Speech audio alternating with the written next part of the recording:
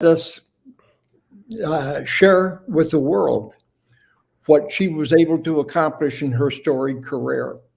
I came to the University of Missouri in St. Louis in 1974. And among the professional activities, I was quickly introduced to Dr. Kathleen Kinderfather.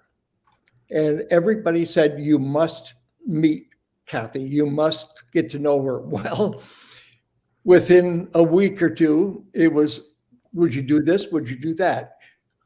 I would like some help with this. I'd like some help with that.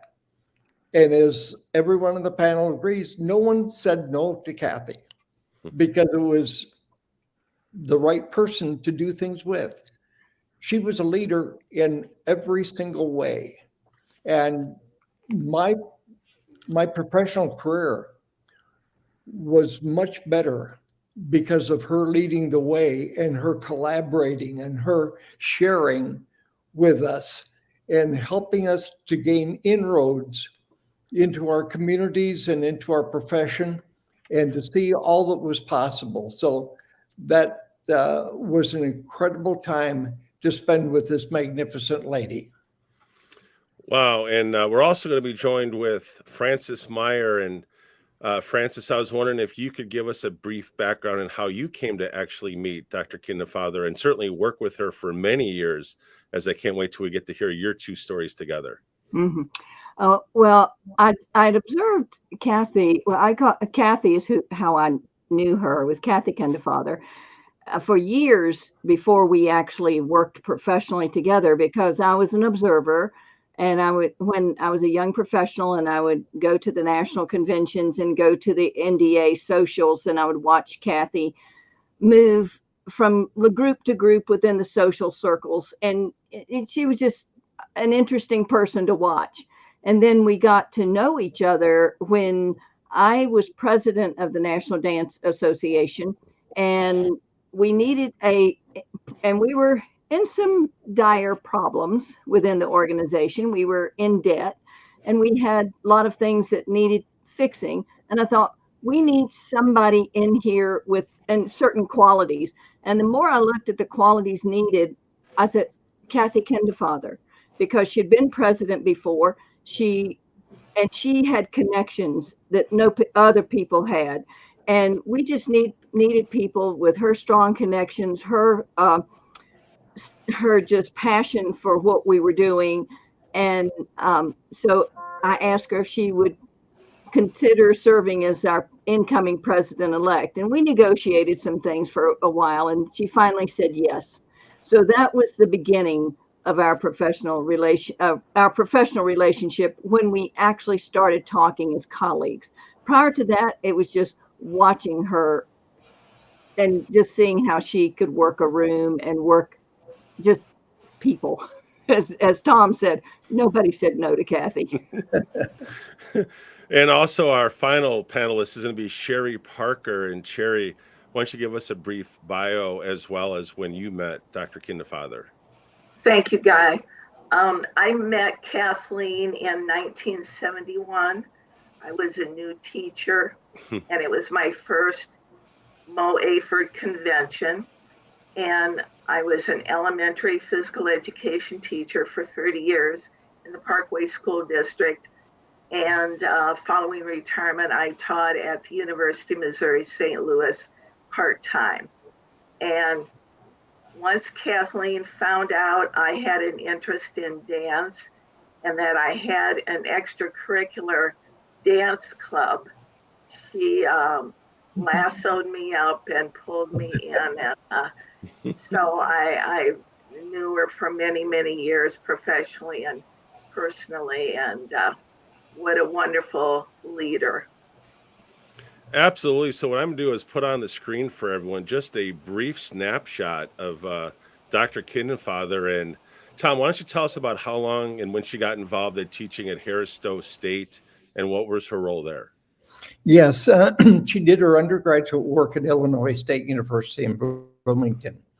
And I'm sort of under the impression that she came and was a part of the St. Louis Public Schools, but Harris Teachers College was a teacher college designed to prepare teachers in all subject matter area to teach in the St. Louis public schools. And so Kathy was hired to handle the physical education duties, and she quickly added dance and every other adjunct group that you could think of. She became the ultimate advisor to students regardless of majors. They were almost all elementary ed majors there.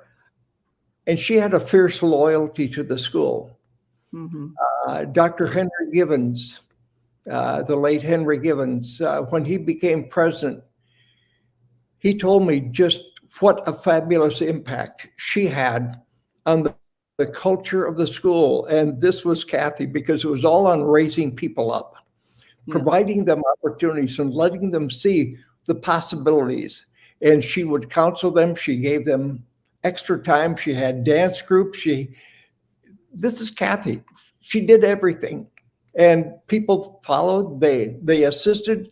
She might say, I need a few more tambourines. How about a few scarves? I'd like to have this and that. And why don't you do this? And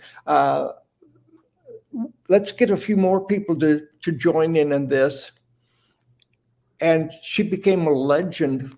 But in spite of sort of a humble higher education institution, she was a rock star there. But she was an absolute on the same level as anyone at any level, whether they be a research professor at such and such a university or whatever.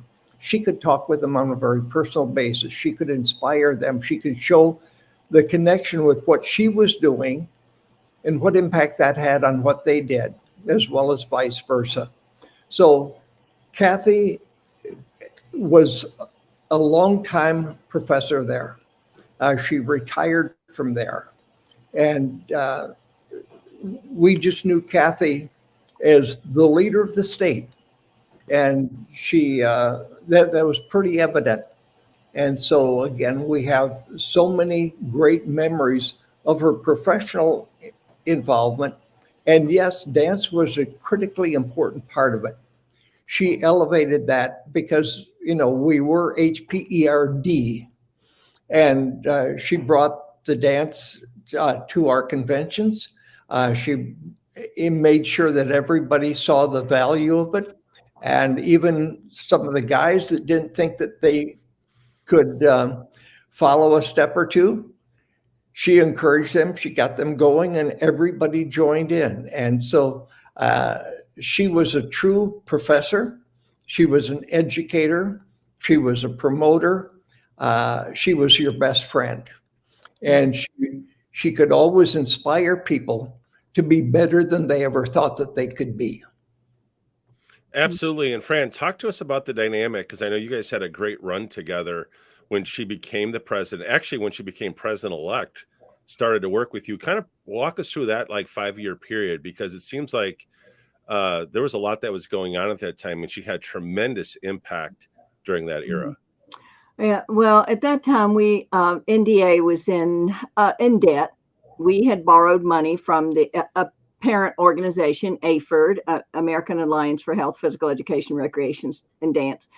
And so we were $45,000 in debt, and we knew there were great possibilities there. And that's why we needed Kathy, because we knew she would have a plan immediately and to help us to get out of debt.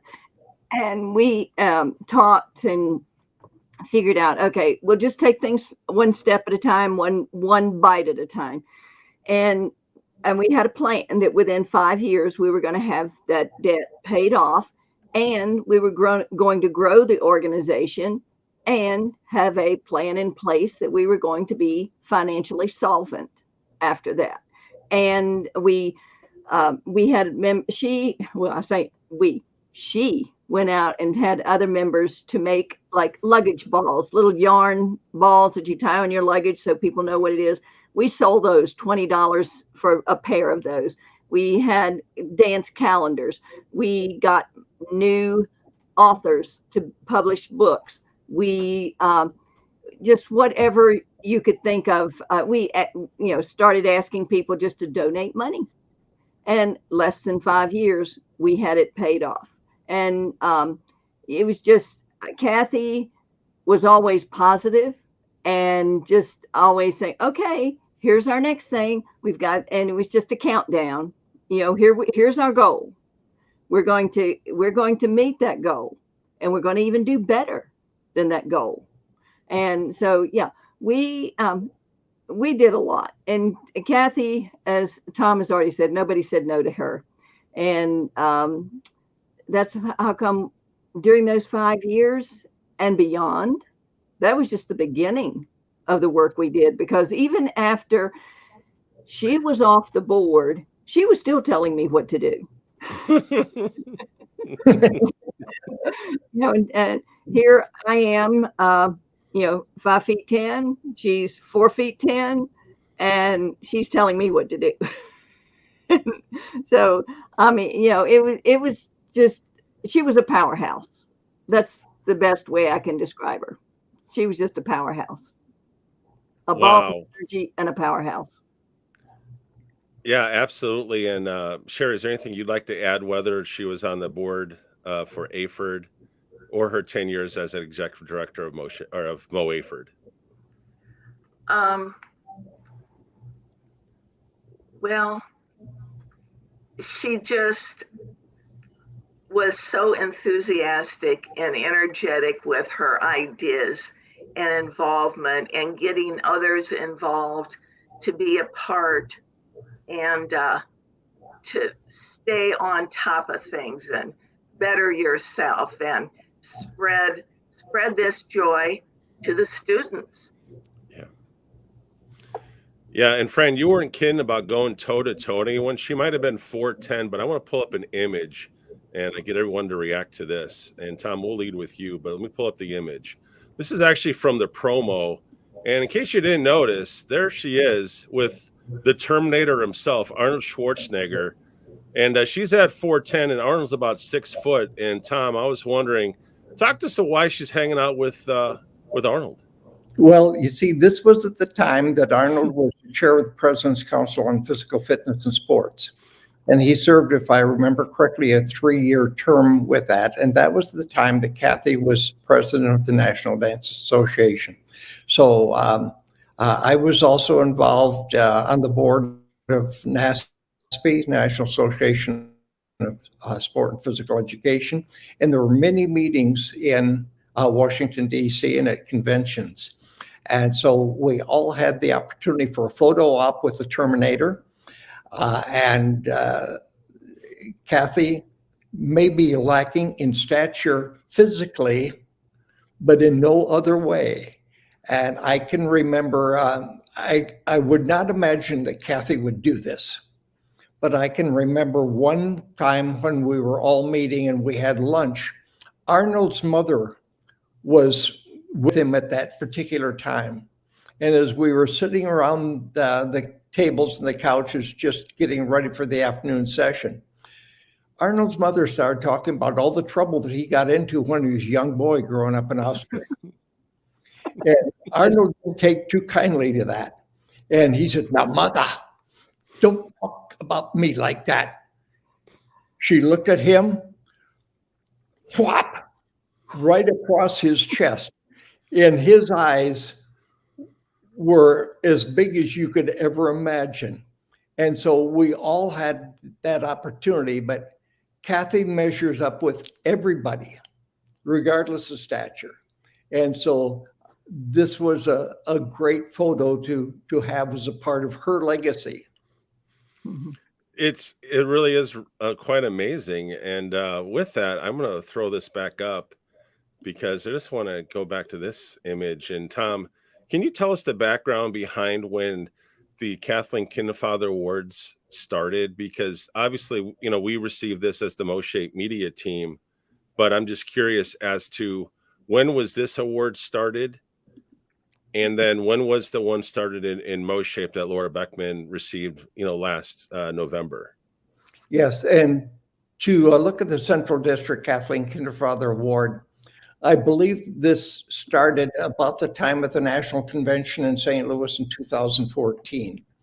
And her vision was to honor those in the community who were providing great services to our profession. And it was originally designed so that it would be awarded with a cash award based on money raised at the convention. And it would be given to support the work of a community organization that was serving youth, that was serving our profession. And so that, again, typified her idea of, it's not about me, it's about giving back. Right. And we have an obligation to help those who help us. And we have an obligation to help those who are contributing to our purpose in life and to our mission as an organization. And so that was the history behind the Central District Kathleen Kinderfather Award. And shortly upon her retirement as our executive director, for all that she was able to do, you always wanted to honor her legacy. And so our representative assembly at that time decided to add an award called the Kathleen Kinderfather Award. And it was really designed to honor those who have provided long-standing service with integrity. And that was the key word, that it was selfless. It was done with the highest level of integrity, because that was Kathy Kinderfather. And so whoever receives that award, that is considered to be the ultimate award of Mo-Aford, now MOSHAPE, because to have your name associated with her work is a star that you could not ever put by your name in any other way. Tom, absolutely. And that's what's really triggered why I thought it was only appropriate to certainly honor the life and legacy of Dr. Kinderfather, because I really did not know what that meant at the time that we received it. I didn't until you told me some stories. And speaking of stories, I want to go to perhaps a special award that she received. And Tom, you can give us the significance of this award, and then we can get Sherry and Fran's reaction to this. But talk to us about the Luther Halsey Gulick Medal. Yes, this is very, very special. This is the actual medal that Kathleen received, and is you can hold it back up. Hold it back up. Has a Latin phrase on the beginning, and on the back it says the Gulick Medal awarded to Kathleen Kinderfather, distinguished service in physical education. And so her name is engraved on the back of this so that everyone can see this. This medal was begun in the early 1900s. It was discontinued for a few years, restarted in 1944. Only one professional in AFERD, Shape America, can receive this. And not every year is a medal given, because it's for distinguished continued service and inspiration to the society. So when you think of the nearly 140-year history of our profession, of our organization, our profession, fewer than 80 people have received this award. And we're talking about hundreds of thousands of professionals that have been a part of our organization. And to receive this is the epitome of being recognized for selfless, high quality, high integrity service, scholarship, leadership in every way. So it does not get any better than this in our profession. Fran, I was wondering if you could react to that. Well, it wasn't just the Luther Gulick Halsey. I'll get it right. It's on the screen. Yeah, Luther Halsey Gulick Award. but she received the highest award in every organization, I believe, that she was a member. She was the NDS, the Legacy Award recipient in recent years in 2016. And then earlier, she was the Heritage Award recipient within the National Dance Association. And then I'm sure with Missouri and with the Central District, she received the highest award there because, and I think part of it because her faith was so important to her. And I think that was a driving force and why she was the humble person that she was. She just, as stated earlier, she wanted to lift people and she wanted to make sure that people got recognized that should be recognized. And so it was just nice that other people saw her qualities and lifted her so that we show that, we respect you for what you've done for all of us. Absolutely. And Sherry, your reaction? She's so deserving of an award like this. I watched her interact with people at our state organizations. As I attended Central District, I watched her interact with people from that 9-state area and the people she promoted and just brought joy into their lives. And then when attending the national conventions, all the people she knew there. So she really was nationally recognized.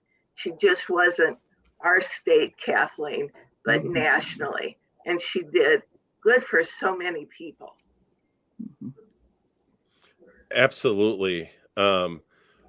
What I want to shift to now is to talk about a time, and I'm going to set this up because this was the first story I'd ever heard of her.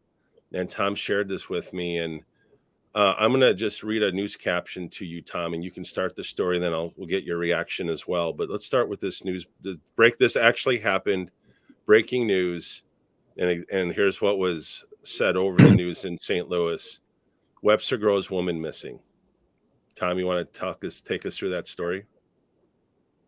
Yes. And this was during her retirement years. As soon as she retired, she went to her cardiologist because she had a pacemaker.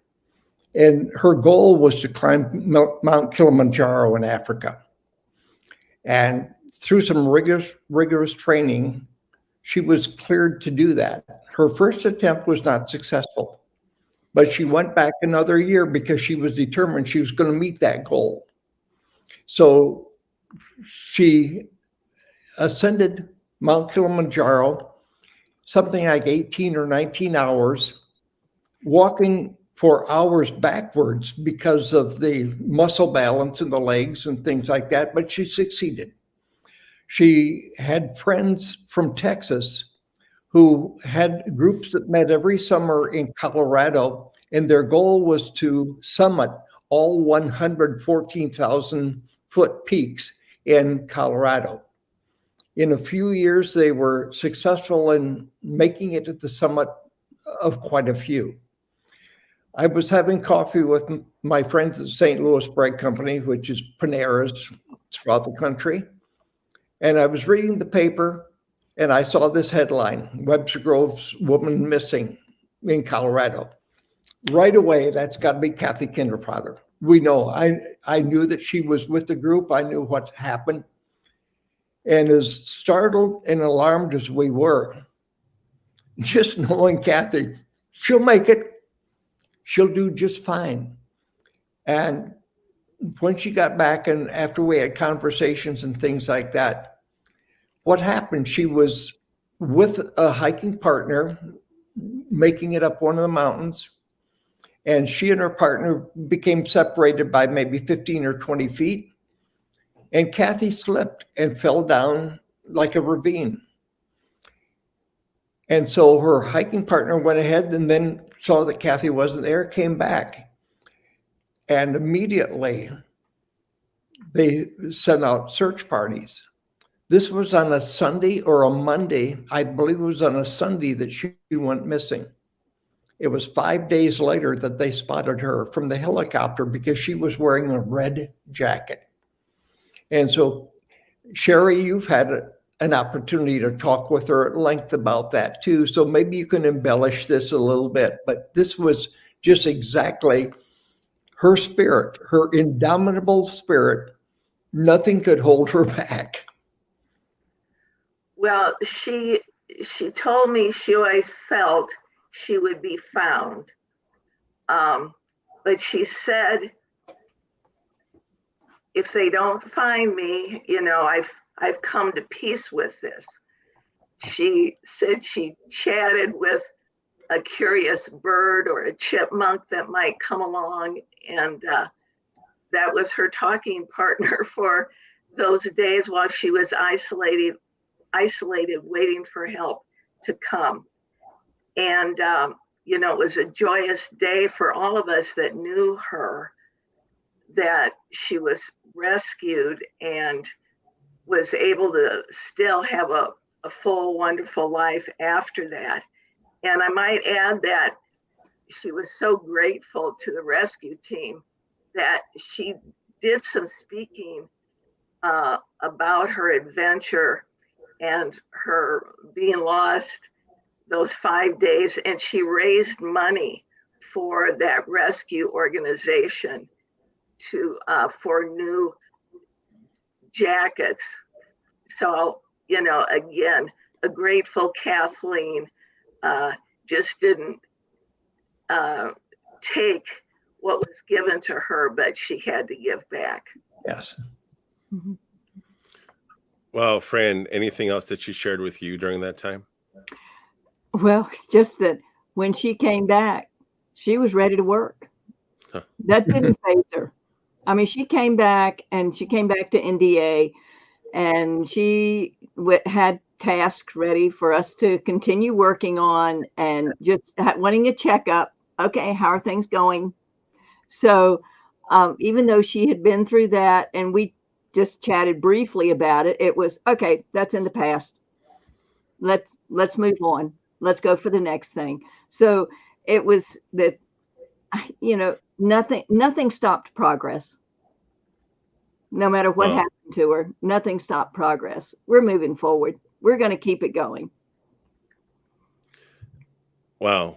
I'm speechless. I'm speechless every time I hear the story, the impact of the story, and what you all just shared. And what I'd like to do to kind of, start to wrap up our broadcast is give each of you an opportunity to give a final parting shot.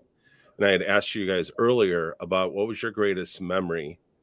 And surprisingly, and I say this, maybe it's because of the day and age we live in, but surprisingly, not a single person talked about any award that she'd ever won. And I think people are going to find it very fascinating as to your parting shot. So, Tom, we'll start with you. As you mentioned that your fondest memory of her is what she's done behind the scenes. What do you mean by that? Well, she was an organizer. She was a planner. She was a promoter. She was a producer. And she had the vision of, okay, here's what we can do.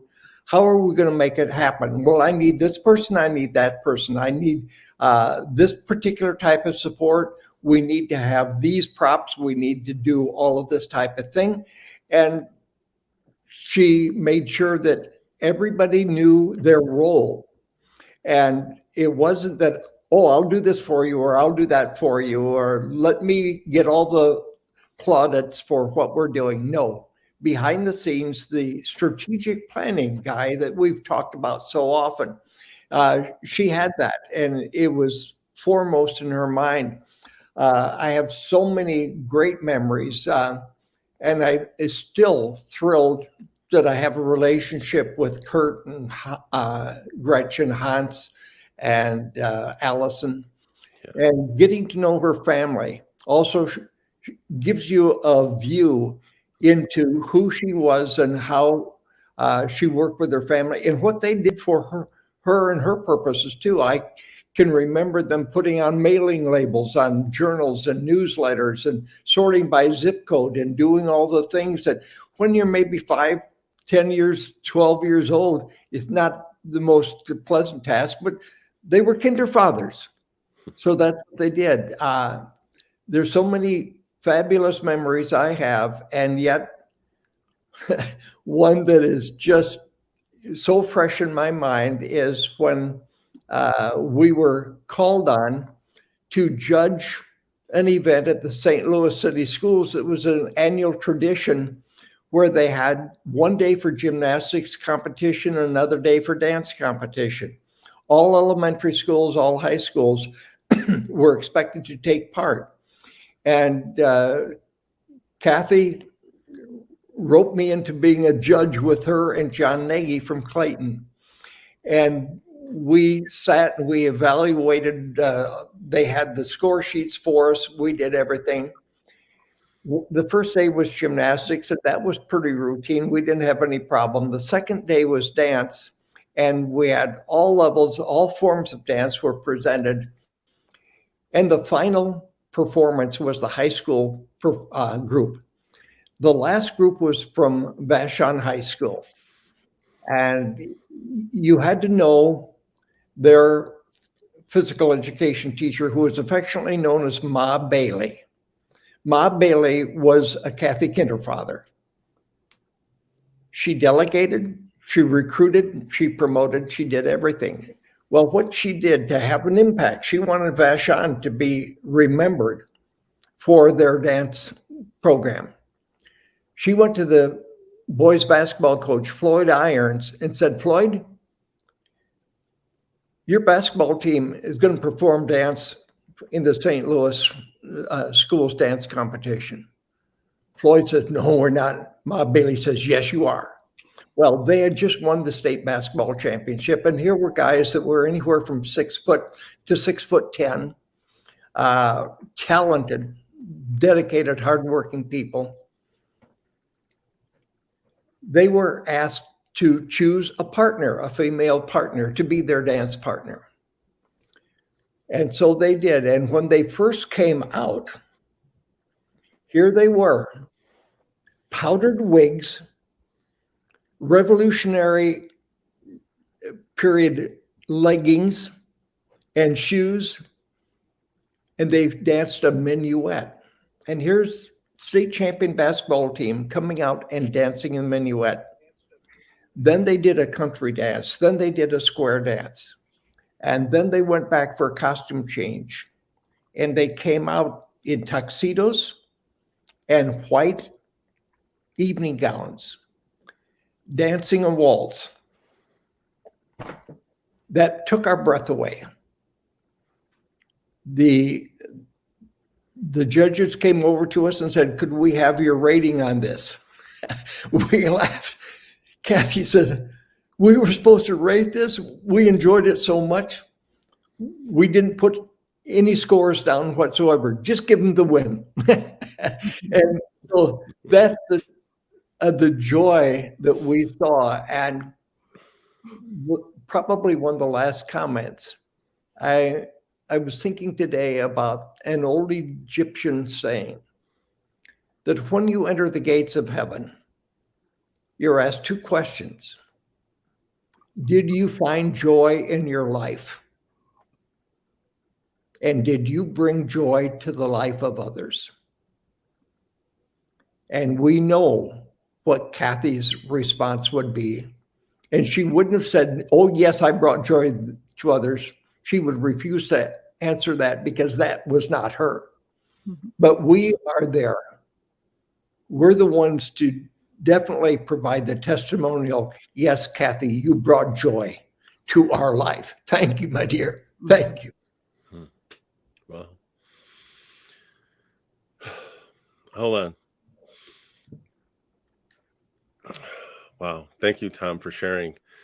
Sherry, let's get your parting shot. And I love your parting shot as you talked about something that's so near and dear to me. And this is something that I hear leaders at Shape America still talk about today very passionately, all the way to the top of our CEO, certainly with Stephanie Morris and just the whole executive team up there.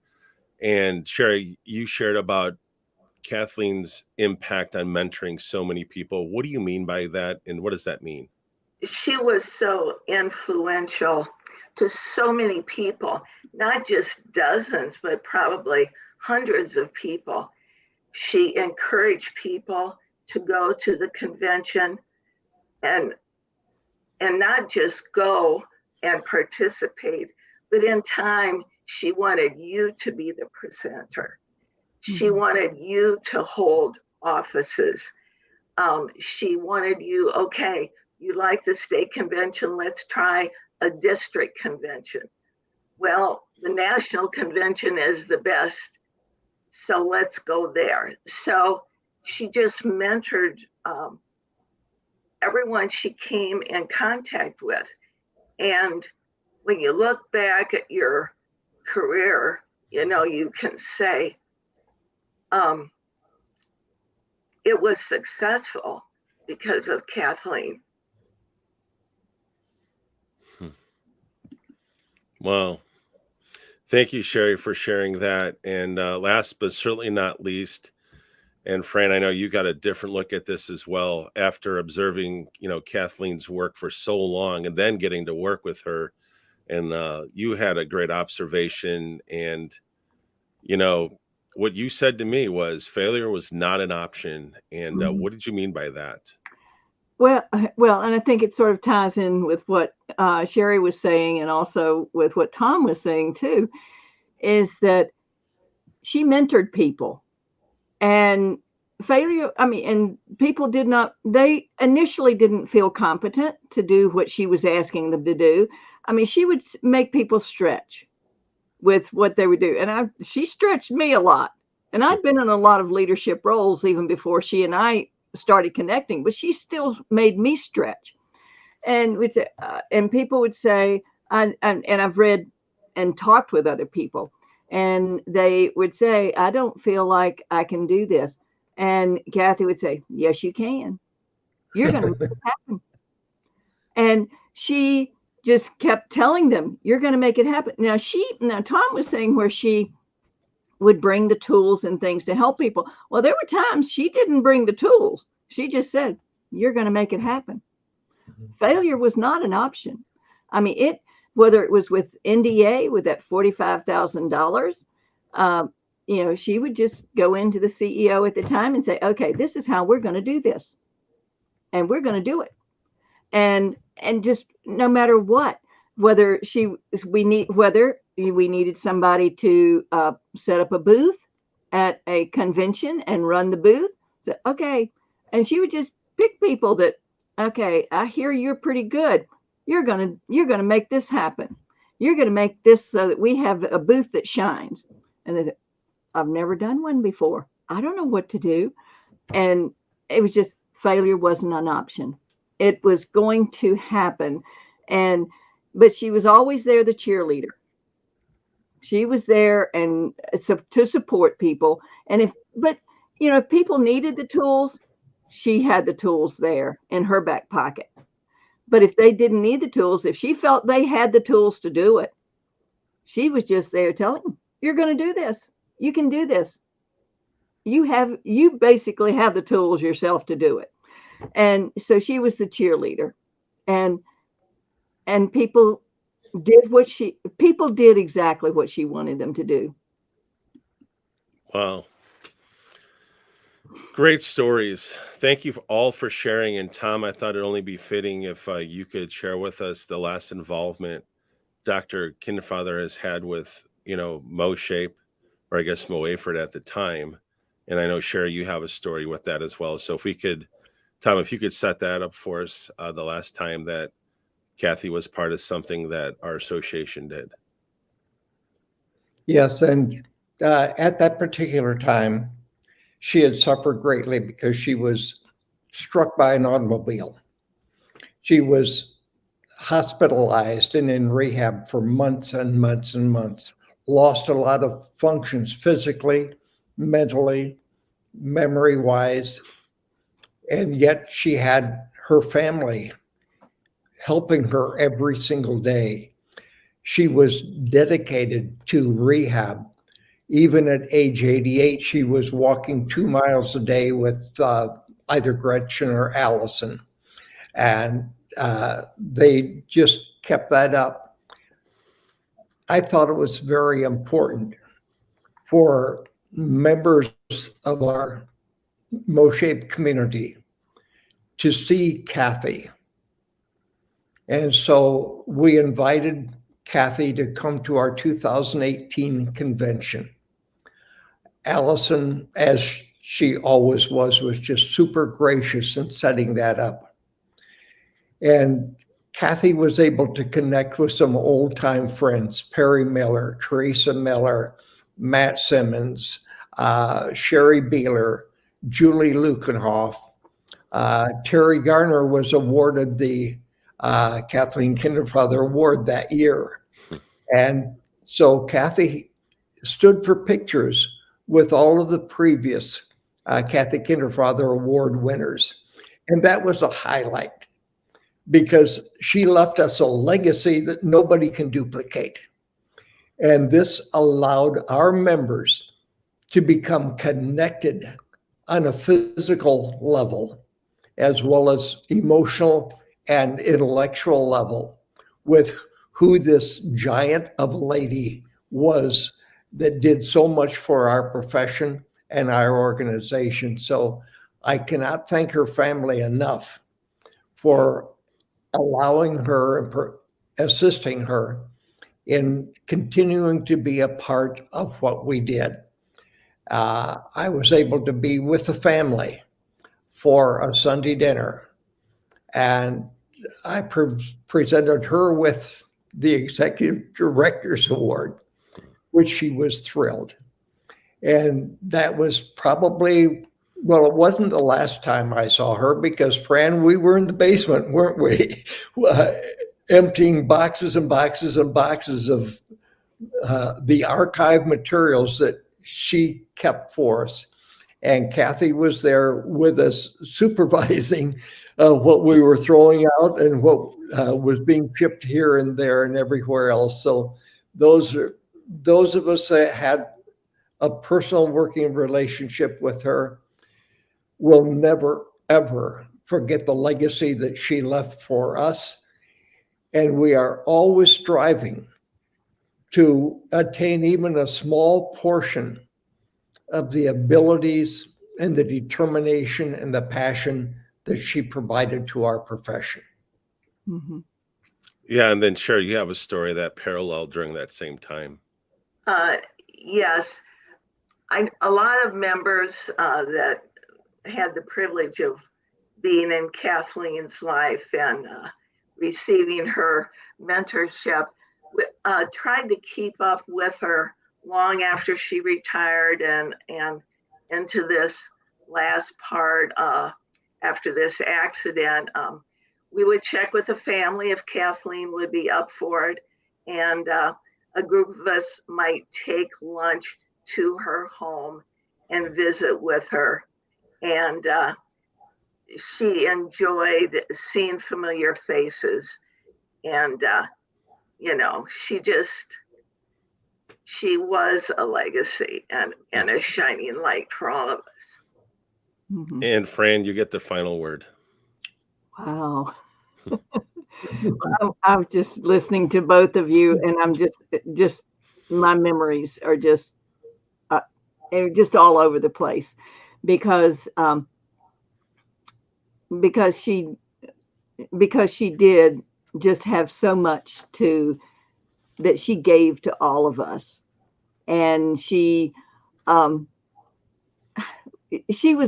like I said, she was a powerhouse. I said that earlier.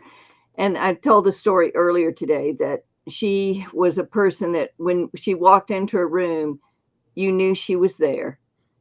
And just watching how she would go into, say, an Alliance assembly, went back when it was, 400 people or more attending.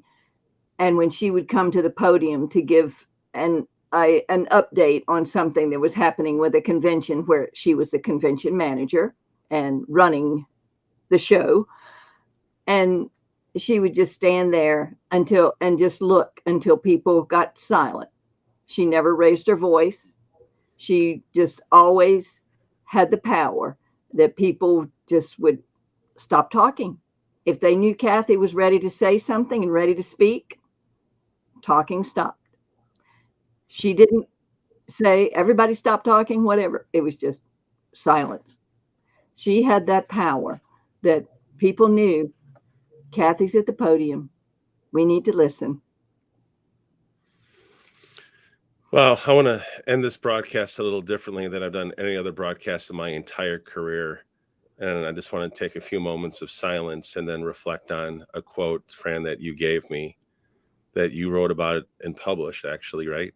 Yeah, I did, but it was not my quote. I wish it were. But it was one that someone else put into her memory book. And it was so powerful to me that I put it into the printed legacy article that we have in our International Dance Society journal about her. And I also used it when I did a public tribute to her at one of our national conferences. And I wish I could claim that quote, and I wish I knew who wrote it. But it's in her memory book. Someone else wrote it, but it's powerful. Absolutely. So we're just going to take a moment of silence.